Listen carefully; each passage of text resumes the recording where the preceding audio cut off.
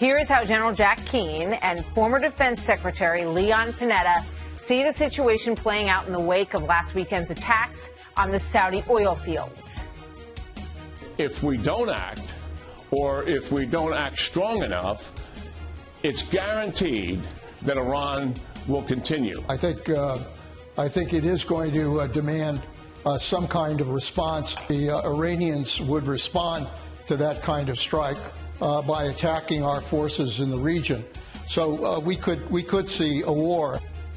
Presidential candidate Tulsi Gabbard, here in moments, thinks that advice would be a grave mistake. And she criticizes the president for this tweet, which said that the U.S. is, quote, locked and loaded, and that we are waiting to hear from the Saudi kingdom as to who they believe was the cause of this attack and under what terms we would proceed. That was from the other day. So then after that, Secretary Pompeo made it clear that the United States believes that it was Iranian weapons that were used. There's a picture of them on the New York Post today.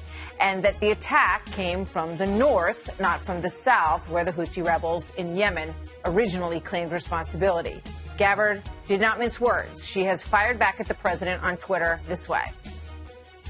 For you to think that you can pimp out our proud servicemen and women to the Prince of Saudi Arabia is disgraceful. Your words and actions are a betrayal of my brothers and sisters in uniform, the American people, and our Constitution. My fellow service members and I, we are not your prostitutes. You are not our pimp. The Congresswoman from Hawaii joins me now. Those are obviously very strong words directed at the president, the commander-in-chief, Congresswoman Gabbard. Do you stand by those? Absolutely, I do. You know, Trump's intent was made very clear with that tweet. As a soldier, I took an oath, as well as a member of Congress. But as a soldier, I took an oath to support and defend our Constitution, to protect and defend the American people. Not the Kingdom of Saudi Arabia, not any other foreign power. Now, if for some reason that's not what Trump meant, then he should come out and say that's not what I meant and clarify it, but he hasn't done that.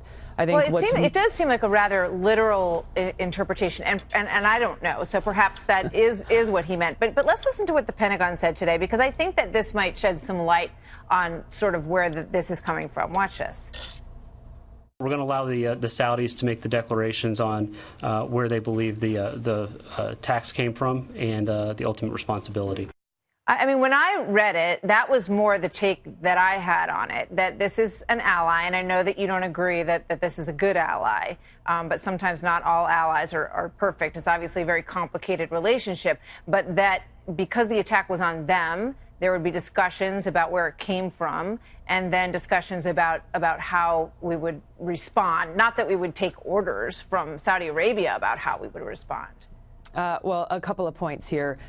First of all, I think Trump's tweet was very clear. And if he didn't mean what he said, then he should clarify and actually say what he means. As President of the United States, you've got to be very careful about the words that you're using, because they carry a lot of impact. Secondly, this is about something bigger than just a complex relationship with Saudi Arabia or having an ally who is not perfect. We're talking about a country that is continuing to directly and indirectly support al-Qaeda. Now, we just observed the 18th anniversary of the day that al-Qaeda attacked us on 9/11, the day that evil visited our country, killing thousands of Americans. So I don't take lightly people who say, well, Saudi Arabia, yeah, they're not that great, but, we need them. Look, Saudi Arabia is continuing to support our enemy, al-Qaeda, in places like Yemen and Syria. What to speak of what they're doing every year, spending billions of dollars to propagate this extreme Wahhabi ideology that's fueling terrorist groups like ISIS and al-Qaeda. I think there are a lot of people who agree with you, and there are a lot of people who probably disagree with you, but also, take your points to heart in terms of that explanation. But there are also people who, look back at the things that you have said in the past and sort of see that there are kind of two camps in the Middle East, that you have Iran and Syria with the backing of Russia, and then you have the United States and Israel and the Saudi Arabia and the UAE. So they see you more in the camp that is on the side of Iran and Syria, and they question that, Congresswoman Gabbard. What do you say to them? Yeah, they're wrong. They're wrong. I'm not in any of those different camps. I am in one camp and one camp alone. It's the camp of the United States of America and the American people. And I took an oath and I promised to be willing to put my life on the line to serve and protect our country, to protect the people of our country. So that is my sole focus. It has been and will continue to be. And we admire that, and we thank you for your service. Absolutely. So I guess the next question is, what would you do? I mean, we've had enormous provocation from Iran. They have put explosives on tankers. They've shot down a drone that was $130 million by some report, American drone. They've taken sailors into custody. So what do you recommend?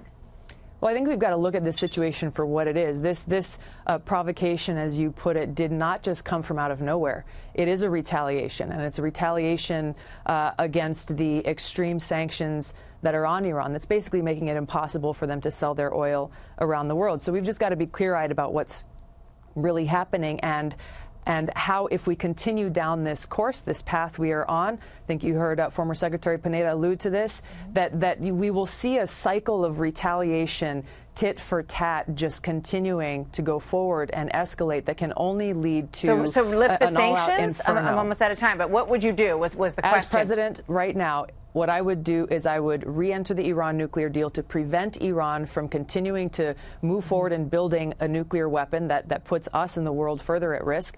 And number two, end those crippling sanctions. Okay, I mean, that's exactly what they want. Every day that we don't do this, every day we continue down this failed strategy, Iran gets closer and closer to a nuclear weapon. That's a fact. Congresswoman Gabbard, thank you very much. Always good to talk to you.